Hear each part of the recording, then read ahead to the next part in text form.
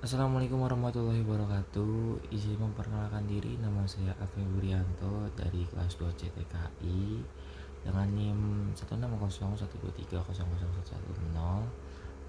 Sebelumnya saya di sini akan mempresentasikan tugas lagi pemrograman tentang bagaimana cara penggunaan dan penerapan algoritma dalam kehidupan sehari-hari.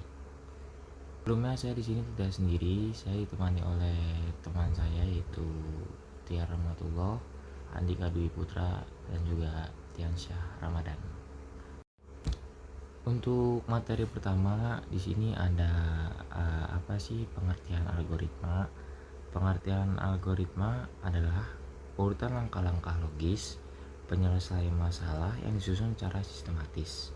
Kata logis logika merupakan kata kunci dalam algoritma. Langkah-langkah dalam algoritma harus dapat ditentukan bernilai benar atau salah.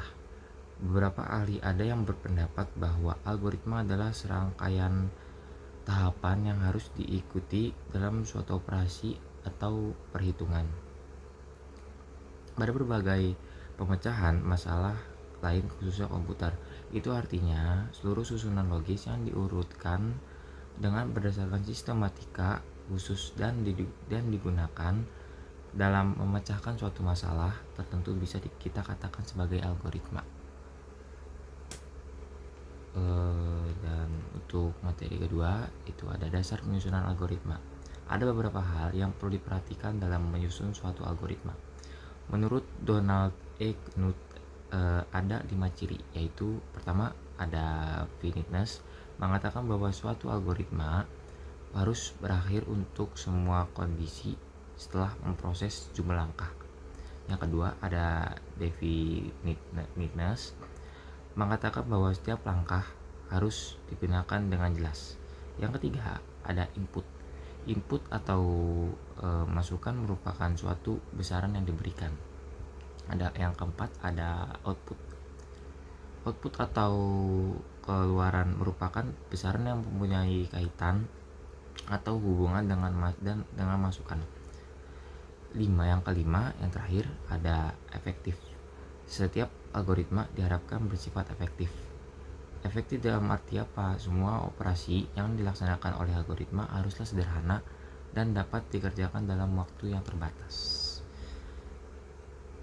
Dan yang ketiga ada manfaat algoritma. Apa sih manfaat algoritma? Di sini ada yang pertama agar dapat membantu mengarahkan suatu program yang rumit dan juga besar. Yang kedua ada agar dapat membuat program yang dapat menyelesaikan masalah tertentu. Yang ketiga dapat digunakan berulang kali dalam menyelesaikan suatu permasalahan. Yang keempat ada membantu menyelesaikan suatu masalah dengan logika dan juga sistematis. Yang kelima ada dapat meminimalisir penulisan program secara berulang-ulang. Yang keenam ada dapat melakukan pendekatan top down dan membagi atau menaklukkan. Yang ketujuh ada memudahkan pembuatan program yang lebih cepat dan juga terstruktur. Yang kedelapan ada mempermudah proses modifikasi pada suatu program karena bisa dilakukan hanya pada satu modul tanpa diubah modul yang lainnya. Yang kesembilan yang terakhir ada mampu membantu menemukan kesalahan karena alur kerja yang jelas, mempermudah berbagai proses dokumentasi. Di sini ada contoh penerapan algoritma. Sebetulnya ada 20 contoh penerapan algoritma.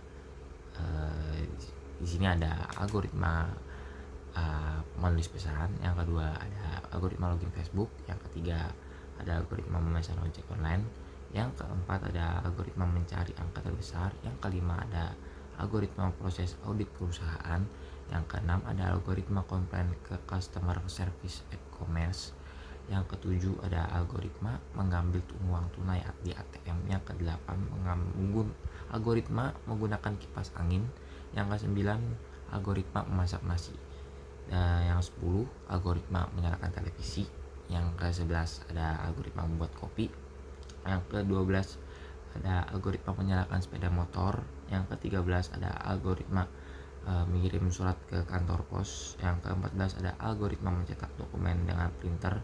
Yang ke-15 ada algoritma mengganti ban pecah. Yang ke-16 algoritma memasak telur dadar. Yang ke-17 ada algoritma menyeberang jalan.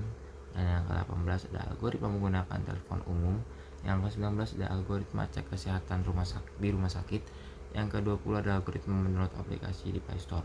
Ini semua diambil di Google atau jurnal, jadi jurnal ya.